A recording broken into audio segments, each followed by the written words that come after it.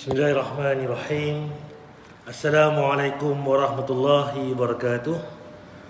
Innal hamdalillah nahmaduhu wa nasta'inuhu wa nastaghfiruh wa na'udzu billahi min shururi anfusina wa min sayyiati a'malina. Man yahdihillahu fala mudilla lahu wa man yudlil fala hadiya lahu. Asyhadu an la ilaha illallah wahdahu la syarika lahu wa asyhadu anna Muhammadan abduhu wa rasuluh. Amma ba'd. Yang saya hormati Tuan Imam Ustaz Khairul Amin, Barisan Jawatankuasa Masjid Sirajuddin Padang Pauh, Kerang Perlis, tuan-tuan, puan-puan Allah sekalian. Pertama sekali marilah sama-sama kita manjatkan rasa syukur kita kepada Allah Subhanahu Wa Taala dengan limpah kurnianya. Dapat kita pagi ini dapat kita sama-sama solat subuh berjemaah. Dia dapat kita sambung kuliah mingguan kita. Itu kuliah subuh ni mingguan setiap hari Rabu insya-Allah tuan. Pada hari ini kita akan sambung tajuk kita ni bab jenazah tuan. Dan apakah larangan-larangan yang Nabi bagi tahu larangan ataupun Allah sebut dalam Al-Quran tentang tata cara tentang jenazah ni. Cuma tajuk kita ni berkaitan dengan larangan duduk dan menulis di atas kuburan. Apa cerita dia hari ni? Kita pergi kubur, kita pergi duduk atas kubur. Kemudian kita tulis pula atas kubur ni macam mana? Tulis tu macam mana yang Nabi larang? Yang tulis lah ni macam mana ni? Waktu nisan tu tulis nama sebagainya, boleh tak boleh? Ataupun yang tulis inna lillahi wa inna ilaihi raji'un, al-Fatihah sebagainya, macam mana pula cerita dia? Kita bincang sekali lagi. Zaman Nabi dulu ni ada tak? Tanda kubur tu macam mana? Main mana cerita dia? Kalau boleh macam mana? Kalau tak boleh pula macam mana? Kita akan rujuk balik apa kata qala Allah qala Rasul tuan. Jadi sebelum saya nak pergi ke tajuk kita hari ni, kita akan tengok sikit tuan-tuan berkaitan dengan doa yang terbaik. Apa Nabi ajak kita tuan tentang doa yang terbaik ni. Hari-hari kita doa. Dan kita mudah-mudahan kita doa tu Allah bagi perkenankan doa kita ni. Allah kabulkan doa kita ni. Kita minta, Allah bagi apa yang kita mahu. Apa yang kita hajat, Allah tunaikan. Dan apa yang kita minta ampun, Allah ampunkan. Itu hajat kita. Jadi apakah doa yang Nabi ajak ataupun Allah bagi tahu dalam Al-Quran tentang doa yang terbaik ni tuan? إن تنصروا الله ينصركم ويثبت أقدامكم. Dalam surat Al-Baqarah ayat yang ke-201, Allah Subhanahu wa taala mengabarkan tentang hamba-hambanya yang terpilih. Hamba-hambanya yang istimewa, yang memiliki ekspektasi besar akan akhirat. Allah berfirman tentang mereka. Okey, dalam surah Al-Baqarah tuan kalau kita balik nanti ada Quran ke, ada handset ke boleh buka. Al-Baqarah 201. Yang Allah beritahu peluang yang mana yang sangat besar ni kepada orang yang Allah pilih tuan.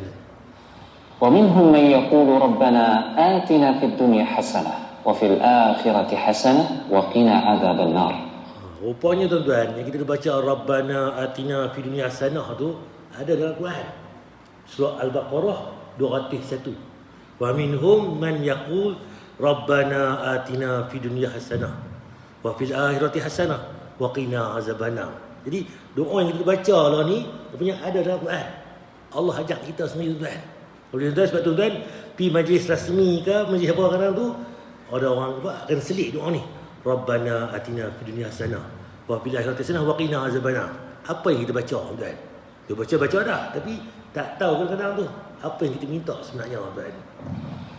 Dan di antara mereka ada yang berdoa kepada Allah Subhanahu wa taala, wahai Rabb kami, berikan kepada kami hasanah, kebaikan-kebaikan atau anugerah-anugerah di dunia, demikian pula di akhirat. Rupanya dalam doa tuan kita minta apa? Kebaikan-kebaikan dunia. Kan hasanah, kan kelebihan-kelebihan dunia. Untung dunia ni dan untung akhirat. Kehidupan akhirat tu kita bagi apa? Minta kebaikan. Dua benda tuan. Selamat dunia, selamat akhirat. Dan lindungi kami dari azab neraka. Dan yang ketiga pula, kita lindung daripada api neraka. 3 poin tuan. Pertama, minta baik dunia. Kedua, minta baik akhirat. Ketiga, minta jauh daripada api neraka. 3 benda yang kita minta. Ini adalah doa yang paling banyak diucapkan oleh Rasulullah SAW, sebagaimana dikisahkan oleh Anas bin Malik dalam Sahih Al-Bukhari. Dalam rupanya tuan, doa ni ya Rabbana atina fid dunya hasanah ni Nabi rajin baca. Dan Anas bin Malik dia riwayat apa? Dia cerita tu tuan. Dia pergi mana-mana pun kebanyakan Nabi akan baca doa ni tuan. Rasulullah banyak sekali berdoa dengan doa ini.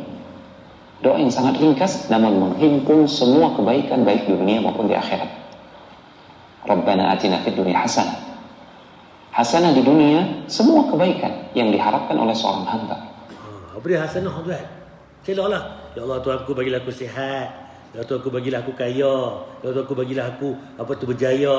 Ya Tuhanku bagilah aku dapat nikmat sebagainya. Minta.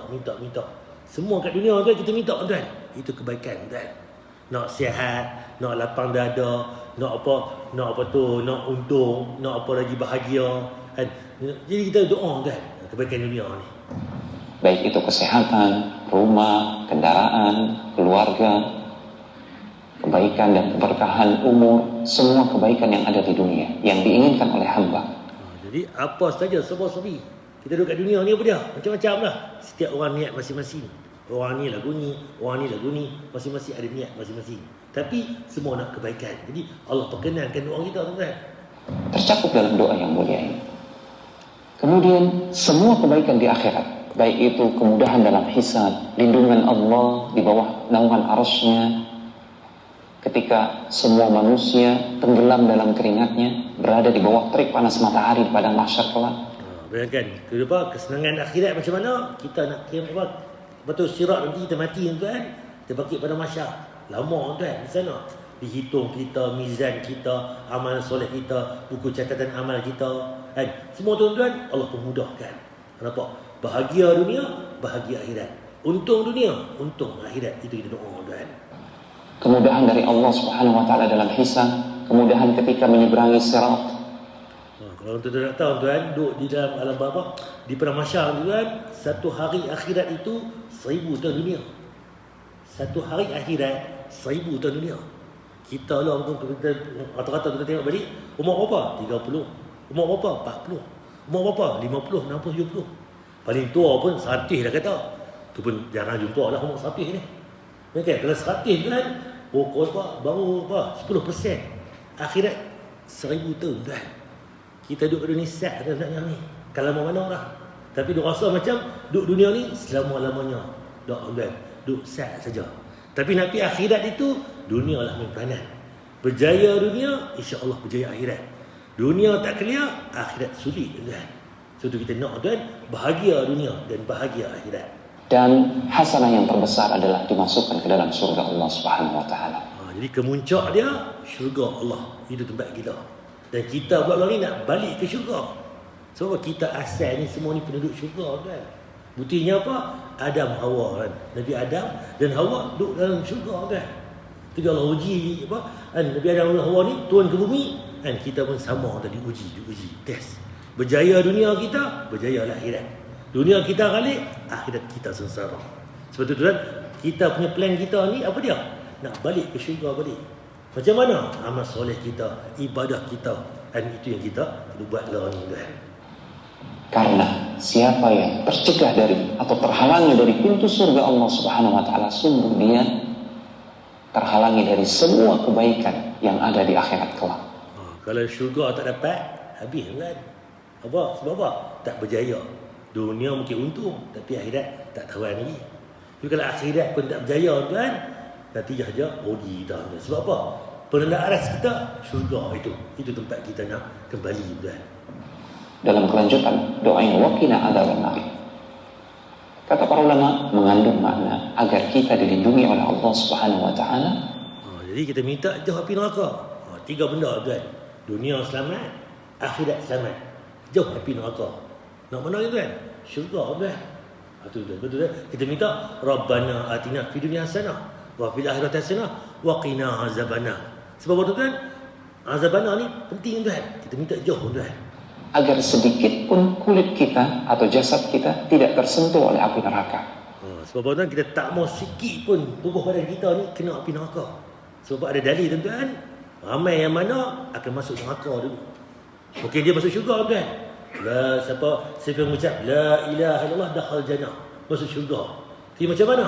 Kalau ibadah dia tunggal langgar sebagainya kan, akan dicelup ke dalam neraka tuan.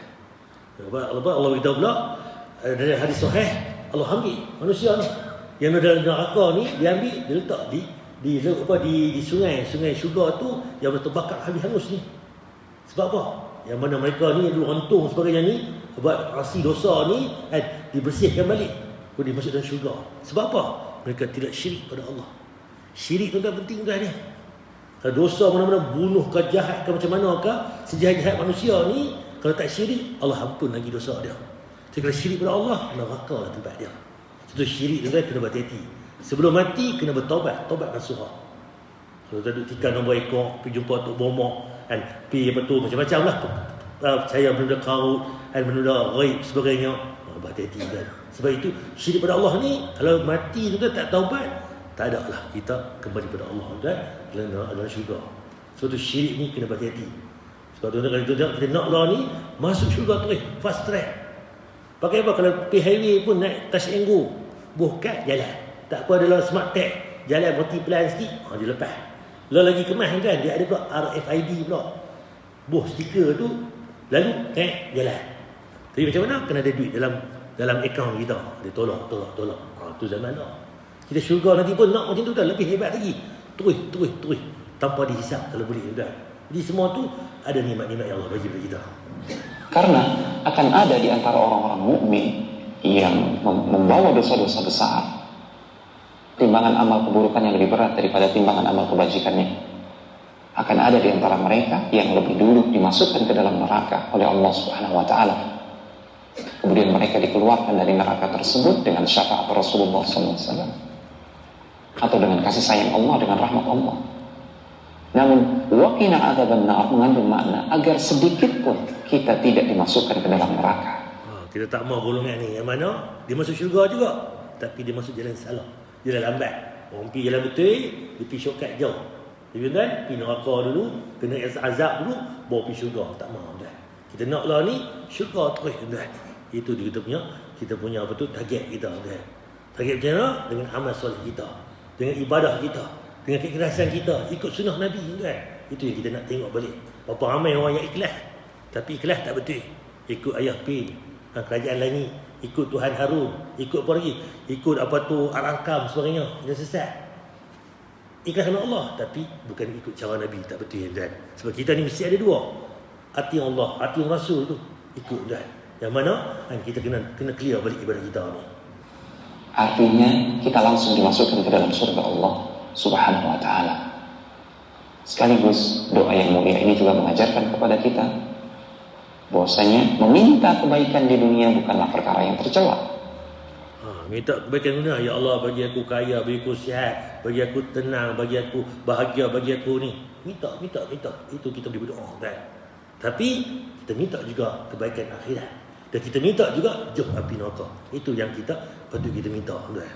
Boleh bagi seseorang untuk meminta kebaikan di dunia, tapi jangan sampai dia melupakan kebaikan di akhirat kelak, karena itu adalah yang paling utama. Orang kita ni minta dunia, bagi kaya, bagi hebat semua. Dunia bagus, tapi lupa akhirat. Itu kita kali. Kita naklah kaya dunia, kaya hebat dunia, tapi akhirat lagi hebat, lagi berjaya. Berjaya dunia, berjaya lagi akhirat. Jauh api neraka, ke syurga kita kan. Anas bin Malik ketika mendapatkan ilmu tentang doa ini adalah doa yang juga paling banyak beliau ucapkan. Manakala beliau mengetahui bahwasanya ini adalah doa yang paling banyak diucapkan oleh Rasulullah SAW, beliau pun mengamalkan hal yang sama. Beliau banyak sekali berdoa dengan doa ini. Bahkan ketika diminta berdoa oleh para sahabat yang lain, Anas bin Malik mengajarkan doa ini. Rabbana atina fid dunya hasanah wa fil akhirati hasanah wa qina adzabannar. Kata Anas bin Malik, manakala kalian diberikan kebaikan, manakala doa kalian ini dengan kalimat yang ringkas ini dikabulkan oleh Allah Subhanahu wa taala, sungguh semua kebaikan akan kalian dapatkan dan semua keburukan akan terhindar dari kalian. Ya, jangan kita lupa doa ni. Terpulang pada tuan-tuan. Nak bubuh doa ni awal ke, bubuh tengah ke, berhujung pun boleh. Tak mana pun boleh. Nabi tak beritahu dengan jelas nak bubuh tak mana doa ni. Ini minta kepada Allah. Ya Allah, Tuhan aku bagilah padi benih aku elok ni, harum manis elok ni, bisnes elok ni, apa kedai 3 cawangan ni bagi clear. Ni apa dia minta macam-macam kan. Tambah doa ni, Rabbana atina dunia sana. Selit doa kan. Jadi setiap doa kan kita yang tinggal doa ni. Bagi ulama kata inilah ibu segala doa. Semua merangkumi kita hidup ni doa selamat dunia, bahagia dunia. Inilah dia. Bahagia akhirat, inilah dia. jauh api neraka. Itu yang kita minta pada Allah, tuan. Okey tuan, gambar mana tuan ni? Sebab dia tegak tuan. Tak mana gambar ni tuan? Mana ustaz tengok macam kelam tapi atas tu nampak bercawan. Tak mana tuan? Kita lah tak nampak tuan. Kubur. Kita mati nanti kalau kita bercelek, tu dia. Dulu tengok daripada atas. Atas cerah semua, bawah kelam. Lah ni bawah kelam, atas cerah. Ni yang lahat tuan. Kalau kita boleh tahu kan tidur nanti ni sampai masa nanti tu dia kelam ni atas cerah. Tu sebelum kambuh dah basah dah, sebelum tanam. Kalau tanam kan habis. Nampak tuan? Ni dah rumah kita tuan. Tu hebat sangat kan. Ada berapa rumah 3, 4, 5, 6 kedai sewa, rumah sewa, ada kondominium, ada macam-macam. Lagi rumah kita mana? Ni lah rumah kita tuan. Rumah sementara kita tuan. Dunia pun sementara juga, tapi kebanyakan kita kali dunia lah segala-galanya. Nampak tuan, jangan berhenti balik. Sebab apa? Duduk dalam barzakh tuan, tak tahu lama mana tuan. Bayangkan umat Nabi Muhammad tu ni 1400 tahun duduk dalam tu tuan. Nabi Musa, Nabi Idris, Nabi Nuh, Nabi Adam tuan. Berapa ribu tahun ke belakang tuan. Bayangkan, kalau kita mati hari ni pun 2020, berapa lama nak duduk? Kita pun tak tahu lagi. Kiamat mungkin 5 tahun lagi, mungkin 100 tahun lagi, mungkin 1000 tahun lagi, mungkin 1 juta tahun, kita pun tak tahu tuan. Tapi tuan, kena siap siaga kita, persiapan akhirat kita tuan. Nampak tuan. Jadi inilah tempat kita nak kembali tuan. Okey, tajuk kita hari ni, larangan menziarahi kubur pada awal Islam. Ni saya ulang kaji sikit sebelum nak pergi tajuk kita hari ni kan. Pada awal Islam tuan, Nabi larang ziarah kubur. Apa dalilnya? Pada zaman permulaan Islam, syariat Islam telah melarang amalan menziarahi kubur. Awal Islam tuan, Nabi larang ziarah kubur. Sebab apa tuan-tuan? Ini bagi mengelakkan sebarang kepercayaan atau amalan-amalan karut yang diamalkan semasa zaman jahiliah, yang dilakukan semasa ziarah kubur. Sebab zaman dulu ni orang puja kubur ni. Kalau kita ni pergi ziarah kubur baca doa sebagainya, tak apalah, sunnah. Tapi tak, zaman dulu ni macam-macam, bawa ni, bawa mai ayam golek lah, bawa mai pulut kuning lah, contohnya. Ada tuan, kita pun ada orang dulu ni. Memang kata Nabi tak mau benda tu, jahiliah dulu ni. Sebab apa? Kita ambil agama lain, cedok-cedok, kita tempel agama Islam. Bukan. Islam kita ada agama dia, ada acuan dia ada sibrah dia ada cara-cara dia. Sunnah Nabi ajak kita. Tetapi setelah asas dia pahaman dah elok, dah clear, dah semua faham akidah kuat, Nabi kata apa? Larangan tadi Nabi hapuskan. Pilah ziarah kubur. Ziarah kubur ni ingat kematian dan apa dalilnya? Hadis daripada Ali bin radhiyallahu berkata bahawa Rasulullah SAW bersabda, sesungguhnya aku dahulu pernah melarang kamu daripada menziarahi kubur, maka sekarang ziarahilah ia. Kubur kerana ia dapat mengingat kamu akan akhirat. Nampak tuan? Masa awal Islam dulu mungkin macam-macam. Orang meninggal ni tak boleh terima, tarik rambut, hentak badan, guling-guling, keyau, tepuk badan. Dia meratak, merayu sebagainya, tak boleh terima takdir. Nampak tuan? Tapi bila dah lama, dah kuat Islam ni, dah kukuh tuan akidah, semua boleh terima dah. Semua ni kita datang kepada Allah, kembali kepada Allah. Inna lillahi wa inna ilaihi raji'un. Riwayat Abu Daud, Tirmizi, An-Nasa'i, Ibnu Majah, Ahmad. Jadi ziarah kubur ni sunnah tuan. Itu yang pertama. Yang kedua tuan-tuan, daripada Abu Sa'id Al-Khudri berkata bahawa Rasulullah SAW bersabda, sesungguhnya aku dahulu pernah melarang kamu daripada menziarahi kubur, maka sekarang ziarahilah ia kerana padanya ada pengajaran. Riwayat Imam Ahmad. Jadi pilih ziarah kubur. Sebab ziarah kubur ni ingat kematian. Pergi kubur tuan, kawan aku ni umur 50. Ni kawan aku ni, jiran aku ni, muda lagi 45, 40. Pergi dah pada aku, contoh. Tanya, aku ni dah main hidup lama ni apa dia? Aku nak bagi panjang umur. Sebab apa? Nak bertaubat, nak tambah apa? Amal ibadah, kan? Nak apa tu? Nak apa tu? Tingkatkan amal soleh, contoh. Nampak kita pengajaran. Ni aku ni pun kalau ikut ni adik-beradik ada 8. Kalau ikut aku ni sudu. Tapi adik aku 3 orang dah tak ada dah. Contoh. Kalau kita fikir kan, aku hidup lama ni mesti ada sebab ni. Tak Allah bagi, saja mesti ada sebab. Untuk apa? Kita ambil pengajaran, ambil ibrah anda. Nampak anda?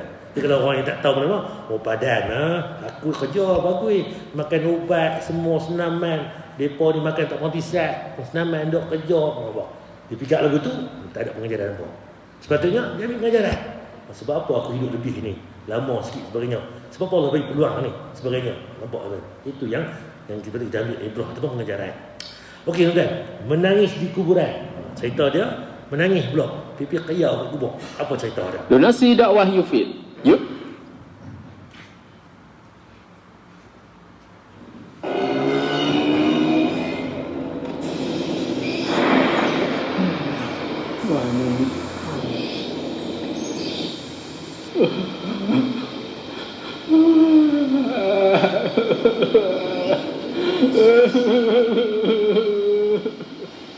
Saudaraku, perhatikan adab yang benar ketika berziarah kubur. Karena tujuan utama berziarah kubur bagi mereka yang hidup adalah untuk mengingat akhirat, bukan untuk meratapi kematian orang yang kita cintai. Pertama sekali kita pergi kubur ni bukan nak ingat, nak pergi meratap kematian dia. Sebab kita pakai mati tuan. Sebenarnya meninggal ni seronok dah sebenarnya. Sebab kalau kita bersedia, kita cukup amal, kita pergi kubur tuan. Kita meninggal tu rehat. Tempat rehat pertama R&A. Nak pergi KL, nak pergi Johor, singgah R&A Gurun. Rehat dulu, minum kopi kan, kena teh tarik ke apa ke kan, semayang apa semua, mandi-mandi ke apa, sambung lagi perjalanan, sambung lagi sampai KL, sampai Johor. Kita nak pergi akhirat ni, kubur tu sebenarnya tempat kita rehat. Tapi terbalik kan, sebab apa? Di kubur pun ada tempat diazab. Buktinya apa? Kencing tak basuh kan, diazab dalam kubur kan. Yang Syibi Namimah mengadu domba ni, berkata pada orang sebagainya, fitnah sebagainya ni, mengumpat sebenarnya, ada azab kubur kan. Fir'aun pula ada azab pagi, azab petang, kubur kan. Lepas tu bukti kan, abang kata ada dua. Bahagia kita, Alhamdulillah. Kalau tak bahagia, awal-awal kena dah kan. Sebab itu alam barzakh kan. Nabi SAW bersabda dalam hadis yang diriwayatkan oleh Imam Ahmad, "Kuntu nahaitukum an ziyaratil qubur fazuruha fa innaha tudzakirukumul akhirah." Dulu aku melarang kalian untuk melakukan ziarah kubur, dan sekarang lakukanlah ziarah kubur, karena ziarah kubur mengingatkan kalian untuk akhirat. Apa kita baca tadi? Awalnya Nabi larang ziarah kubur. Sebab apa? Masa jahiliah ni dia guna pergi puja kubur, pergi sembah kubur sebagainya. Nampak? Bila Islam ni dia tapih-tapih, dia cantas-cantas, dia perkelia-perkelia, ziarah kubur ni dah kali dah clear semua, orang faham dah. Konsep ziarah kubur ni apa? Ingat kematian. Ibrah pada kita, pengajaran balik pada kita. Dia doa pada si mati sebagainya. Sebab apa kita nak kembali kepada Allah macam di mereka juga kan. Dan jangan lupa doakan bagi mayit. Tidak ada manfaatnya engkau meratapi kematian orang yang engkau cintai. Yang lebih bermanfaat baginya adalah ketika engkau mendoakannya. Yang penting doa kan. Doa tu penting. Dia bukan main minta kita suqiyah pada. Dia doa kan. Maka dia seronok pula kalau dia ni dapat nikmat kubur sebagainya, dia seronok kan. Kita ni tak tahu halal lagi ni. Untung kau rugi ni. Dia pergi qiyah dah. Kerana dia qiyah kita balik. Sebab apa? Kita tu tak boleh bersama dengan dia kan. Dia kena berhati-hati sebab tu kan. Kita kan pergi kubur bukan kita pergi qiyah. Bukan kita pergi meratap. Menangis apa sedih ya, tapi bukan kata sampai menangis keluar sampai jerit sebenarnya, bukan lagu tu. Nabi pun meninggal, cucunya meninggal, isterinya sebagainya, dia bersedih. Tapi bukan sampai mengatuk badan sebenarnya, tarik rambut ke apa, itu bukan amalan apa orang Islam kita, itu jahiliah kan. Karena itu doakan orang yang engkau cintai, doakan keluargamu yang telah meninggal. Karena itu doakanlah mayit, ini lebih bermanfaat dibandingkan engkau menangisinya. Ni menabur bunga di kuburan dan menyiram kuburan dengan air kelapa. Jadi benda ni tu kan tak clear sebenarnya. Sebab apa? Tak ada contoh pun. Jangan kita duduk ambil bunga ni, ada tabak tu, dia main jadi menirukan ke rumah lain sebenarnya. Sebenarnya tak ada cerita dia. Jadi kan kita tengok balik dah, pada patut dah. Okey, sekarang kita begini kan. Okey, pengajaran ziarah kubur. Apa dia tuan-tuan? Pengajaran jelas bahawa amalan menziarahi kubur ini dapat mengingatkan kita tentang kematian dan negeri akhirat yang padanya mempunyai pelbagai pengajaran dan menimbul keinsafan. Namun begitu, keizinan menziarah kubur ini tetap juga tertakluk pada beberapa adab. Kita kena patuh adab. Bukan pi suka-suka pergi kubur. Dia ada adab dia kan. Ini kerana menziarahi kubur ini merupakan ibadah. Dan sesuatu ibadah yang dilakukan mestilah bersih dari unsur-unsur syirik, khurafat, bid'ah. Justru itu yang mesti dilakukan berpandukan dengan apa yang Nabi bawa kepada kita. Tengok balik, semak balik. Kita buat lah ni sama dah macam Nabi suruh buat kan. Okey, yang pertama tuan, tajuk kita ni larangan duduk atas kubur. Nampak tuan? Sebab apa tuan? Ada dalil. Ni, jangan duduk di atas kuburan. Atas kubur tak duduk tuan. Dan apa dalilnya? Ni dalil dia. Daripada Abu Hurairah radhiyallahu berkata bahawa Rasulullah SAW bermaksud, sekiranya seseorang kamu duduk di atas bara api yang membakar pakaiannya dan menyentuh dan menghanguskan kulitnya, lebih baik baginya daripada duduk di atas kubur. Kalau kita ni pakai baju duduk atas bara api, terkena pula terbakar baju kita, kulit kita kena bara api ni, lebih baik lagi daripada duduk atas kubur kan. Sampai tahu tu nampak. Kalau bagi dua benda yang mudarat ni, ambil duduk atas kubur atas bara api ni, baju terbakar, hangus kulit, lebih baik lagi duduk atas kubur. Sampai tahu tu kan. Kalau kita tahu bahawa tak bolehnya duduk atas kubur kan. Hadis Muslim, Abu Daud, An-Nasa'i, Ibnu Majah, Baihaqi dan Ahmad. Nampak? Semua dalil ni sebut benda yang sama. Nampak tak contoh ni? Pergi ziarah kubur kubur ayah, kubur mak sebenarnya, tapi tenggek kat kubur orang pula. Nampak tak? Sepatutnya tuan, kalau boleh tuan, kuburan ni tak duduk tuan, berdiri. Cuma kalau tuan nak duduk juga tak larat, sakit ke apa, duduk mana? Tempat yang bukan atas kubur orang.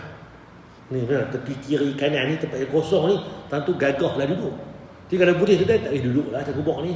So kubur bukan duduk lama. Kalau pergi duduk lama tu lain cerita pula. Bukan pergi berkelah. Berkelah tak apalah. Duduk lama, rehat, tenang. Tak, kita pergi kubur pun baca doa sebagainya, bersih-bersih tu, balik dah. Itu saja. Nampak dah. Jadi kita tengok balik dah. Yang kita buat lah ni sama dah macam mana Nabi bawa ni. Nampak dah. Ramai-ramai. Ziarah kubur si tapi duduk keliling. Ya. Tu sebut ni. Jadi yang tu yang dicerita dia tak ada dah duduk kubur ni. Sebab apa dia tinggi lagu ni? Kita bersama kan tu. Tu binaan tu. Ni binaan tu dia buat. Ratakan kubur kalian tajuk minggu lepas. Rata kubur tak mungkin ada binaan. Sebab apa? Bila kita tak ikut sunnah, buat bina-binaan, nampak? Jadi lain dah. Orang main tenggek pula. Bukan tengok bola kan. Tengok bola tak apalah, duduk tepi ni kan. Ni bukan kata. Kubur bukan. Sebab dia rumah kan. Rumah kita. Kita main-main orang main. Minta izin. Main duduk terus. Contohlah bahasa kita lagu tu lah. Nampak? Sebab apa? Di bawah tu ada orang kan. Bahasa mudahnya lagu tu lah. Ini di bawah pergi langkah kubur orang, pergi duduk atas kubur orang. Itu kita sebab apa? Nabi larang. Sebab tu tiada binaan-binaan ni dia bagi kan. Syekh Muhammad Saleh bin Utsaimin ketika menghuraikan tentang hadis tentang larangan duduk ni atas kubur ni berkata, ini kerana di dalam kubur itu terdapat insan muslim yang perlu dihormati dan perbuatan engkau duduk di atasnya merupakan suatu penghinaan baginya. Dan kita lah, kalau ada orang duduk ni, memang orang langkah dah kita. Marah tak? Weh, tak nampak ke aku ni? Hal langkah siapa? Kita hidup ni orang langkah, kita pun pantang kan? Kurang ajar betul ni. Langkah kita ni. Sama lah. Kita meninggal kan? Duduk dalam kubur ni. Orang langkah ikut sekolah kita. Duduk atas kubur kita. Jadi ulama bincang. Sekiranya salah seorang di antara kamu duduk di atas bara api yang membakar pakaiannya dan menyentuh serta menghanguskan kulitnya, lebih baik baginya daripada duduk di atas kubur. Ini cerita dia. Ini daripada hadis yang awal tadi. Dan ini menunjukkan bahawa hukumnya adalah haram. Ini Ibnu Utsaimin Syarah Riyadhus Shalihin. Okey, daripada Abu Muqtad Al-Ghanawi berkata, aku mendengar Rasulullah SAW bermaksud, jangan kamu sembahyang menghadap ke arah kubur dan jangan kamu duduk di atasnya. Sembahyang tak ada sembahyang menghadap kubur. Kita di polis kita mungkin tak ada. Kan? Di tempat kita ni. Cuma kita tepi tempat-tempat di luar sana tuan, bagaimana kubur wali-wali mereka setengah sembahyang arah kiblat. Kalau kubur wali di belah kiri tu, dia petala ke arah wali di belah kubur wali di bawah. Sampai tahu tu dah, itu yang berlaku. Jadi saya tadi sembahyang ke arah kiblat, bukan sembahyang menghadap kubur. Kalau tuan-tuan perasan zaman dulu ni masjid ada kubur kat depan masjid. Sebab kita dulu ni mungkin seorang dua, betul ramai banyak. Kalau tuan-tuan perasan lah ni tak ada dah kubur. Kalau kubur masjid lah kubur, dia pergi tempat jauh pula buat tempat kubur lain. Sebab apa? Dia tak mau jadi isu ni sembahyang menghadap kubur tadi. Cuma law ni yang ada dulu ni di Penang ke, di Perlis ke, di Kedah ke, tempat-tempat yang kubur lama-lama tu gagah lah. Kalau memang orang baru meninggal, dia tak buat untuk di tempat yang lain lah. Itu cerita ada sebab kita tak mau tadi tergolong dalam larangan yang Nabi beritahu ni. Imam Nawawi ketika menghuraikan hadis ini mengatakan bahawa haram untuk duduk di atas kubur. Imam Nawawi ni ulama betul mazhab Syafi'i, dia kata apa? Haram duduk atas kubur. Rujuk balik kitab Minhaj Syarah Sahih Muslim, kitab jenazah ni. Al-Mubarakfuri kata pula dalam Tuhfat Al-Ahwazi semasa menghuraikan hadis Abu Muqtad Al-Ghanawi mengatakan bahawa hadis ini dalil yang menunjukkan haramnya duduk di atas kubur Dan inilah pendapat jumhur. Dan ditegah segala sesuatu yang tidak terdapat panduannya daripada sunnah. Dan sesungguhnya apa yang ditunjukkan oleh sunnah adalah ziarah kubur, doa di sisinya secara berdiri. Cerita dia, kita pergi ziarah kubur, cuci-cuci sebagainya, doa berdiri. Itu saja. Tak perlu nak duduk dan sebagainya. Kita lagi tuan. Contoh tuan. Tuan. Bila ada binaan, nampak? Siapa meninggal? Wali sebagainya. Buh ramai-ramai duduk di kuburan. Buh kubur, nampak? Binaan tadi. Buh bunga. Jauhkan dari kalian dari setiap perkara-perkara yang baru dalam agama. Karena setiap perkara yang baru dalam agama adalah bid'ah, dan setiap bid'ah adalah sesat. Semua bid'ah sesat. Tidak ada bid'ah hasan dalam Islam. Tidak ada. Tuan-tuan, bid'ah ni sesat. Tak ada kebaikan, tuan. Kita tengok balik. Hanya tuan, kalau kita buat benda sikit, tuan, takkan tak boleh kot. Kan? Dia ni buat Al-Fatihah, Almarhum, nama sekian-sekian, mati bila, sebagainya, amin. Boleh tak boleh tuan tulis nama ni? Saya tak ada. Ustaz, kalau tak tulis tak tahu pula. Dia tulis macam mana pula? Boleh tak boleh? Kita rujuk balik apa kata dari yang ada, tuan. Okey. Rasulullah SAW melarang mengecat kuburan, menulis di atasnya, membuat binaan di atasnya dan duduk di atas kuburan. 3-4 benda. Cat kubur tak boleh. Menulis atas kubur tak boleh. Membuat binaan tadi tak boleh. Duduk atas kubur tak boleh. Clear kan? Macam mana kita tak boleh? Hadis Abu Daud sahih kan? Mana buat tuan? Kalau kita bagi tuan, ni kubur cucu saya. Dia buat warna pink. Dia perempuan, kita buat warna pink. Ni buat warna biru pula. Dia kubur lelaki, cucu lelaki. Buh warna biru, kalau lelaki. Buh Ultraman pula ke lagi. Buh Superman ke. Kacau tuan. Nampak? Kalau kita pick up logik tu tuan, nak buh semua.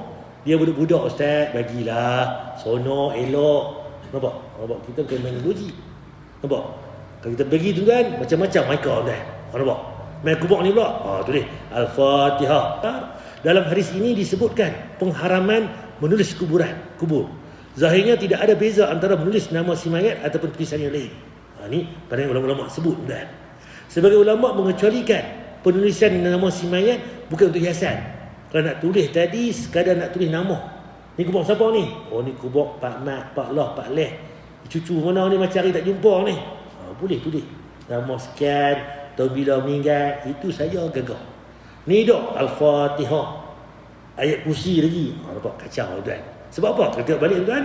Mereka menyamakan dengan batu yang diletakkan oleh Rasulullah SAW. Sebab tuan, mati sahabat tuan, kubur Osman bin Mahzum radhiyallahu untuk mengenalinya. Al-Syani kata ini termasuk qiyas.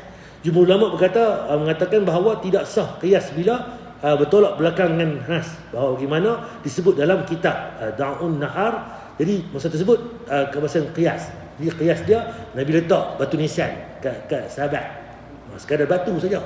Tak ada kata nak kena tulis nama, tulis apa pula sebagainya Al-Fatihah, tak. Kalau sekadar tulis nama tu gagah dah. Nampak. Ni di Baqiyah dah. Masjid Nabi, kubur Nabi, Ummah Aisyah si Nabi tu, di kuburan Nabi tu meninggal situ, di sebelah kiri tu kubur Baqiyah. Nampak dah. Bayangkan, kubur sama dah. Tanah ada sikit, ada yang buh satu batu nisan, ada yang buh 2 sebagainya. Sebab apa? Nabi pun dia bubuh tanda. Untuk apa? Nak beritahu kata ni kubur aja. Dan dia tinggi sikit aja. Itu saja fungsi nak beritahu ni kubur, ni ada batu nisan. Nampak? Semua sama kan.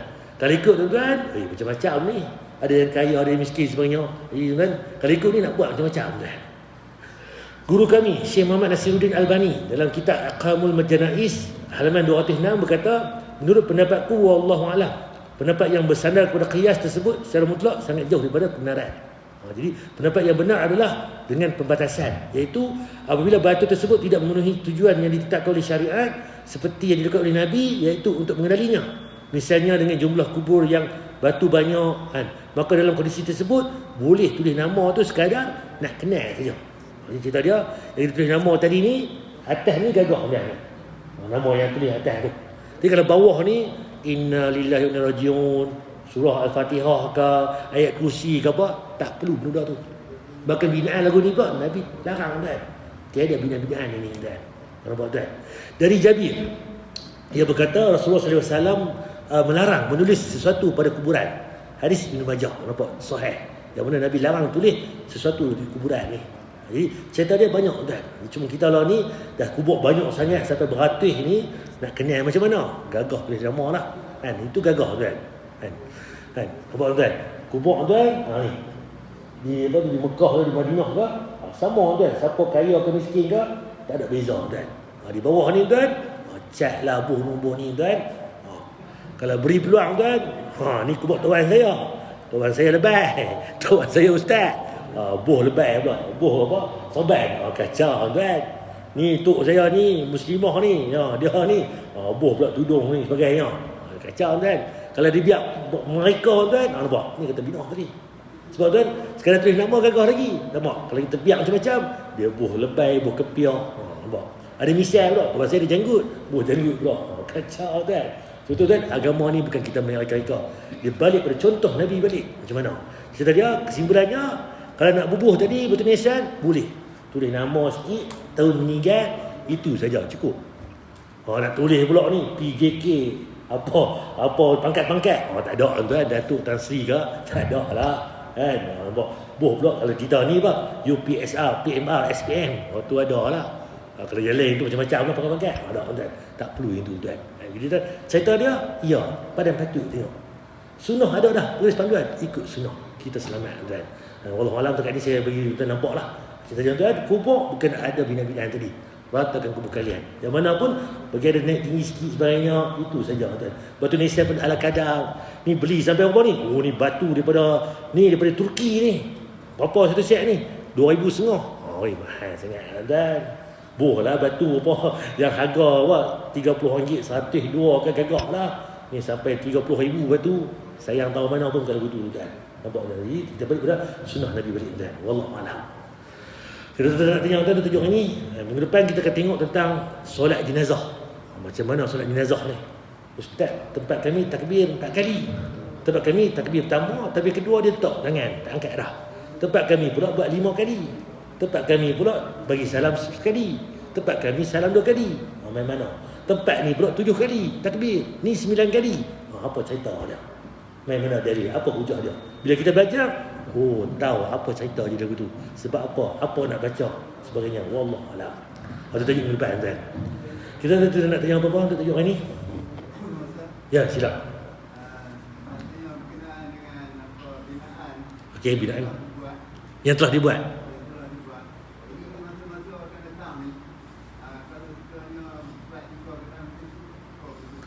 Okey, terima kasih. Sebab apa Nabi abad tadi dah. Tak ada binaan-binaan tadi. Dia beri sunnah sahih. Cuma cerita dia kalau ada orang nak buat, jangan kita bagi, larang. Sebab Nabi tak buat lagu tu. Kita kena bertahan.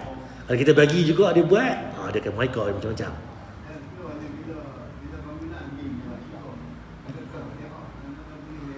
Sebenarnya boleh, pemerintah tu sebenarnya boleh. Jika Jeneral Perlis kata contohnya, dia buat kata benda tu, gazet, arahan, kita pergi atas semua kubur, boleh. Tapi tak buat lagu tu, bila buat lagu tu, panjang cerita. Jadi kan jadi, taruh yang hak lele pun pening kepala dah, tambah lagi hak tu pula, pergi kacau hak tu. Benda tu naknya, ada hak untuk apa? Untuk dikuat-kuasakan sebenarnya. Tapi tak buat lagu tu, kita bagi ilmu tu. Bagi ilmu pada masyarakat, itu yang penting. Sebab kita nak apa? Ilmu tu penting. Amalan kita balik pada agama yang sahih. Yang mana yang lepas-lepas tu kita minta ampun kepada Allah. Itu. Kalau kita ada kuasa, ada ni, kita gunakan platform kita tu. Cuma pada patutlah tengok kesesuaian dia. Sebab tu kan, tu usul dakwah pula, cara dakwah tu. Tapi cerita dia tak betul lah. Kalau buat binaan tadi, salah sebenarnya. Kalau kalau anak yang soleh ni, anak ni, doa pada mak ayah kita, amal soleh kita, itu yang sampai pada mati. Bukan bagi cantik kubur dia kan. Kalau ikut tu, tujuh pada pemesak pun sama dah. Tak ada kecuali. Kita boleh tengok kan, yang berlaku lah ni macam tu lah. Pemesak-pemesak pun dah daripada dulu lagi dia ada ni, dia ada beza dengan kita sebenarnya. Atau jadi tu yang dia ada dia debat lain pula lah. Sebab tu kita tengok balik dia punya tak clear maknanya tu, lambat tu. Kalau boleh tu dia sama kan. Cuma Arab Saudi ni kalau tengok balik, depa walaupun depa ni kaya-kaya, bila meninggal tu depa clear kubur depa tak sama dengan orang. Sama dengan apa? Sama dengan masyarakat umum.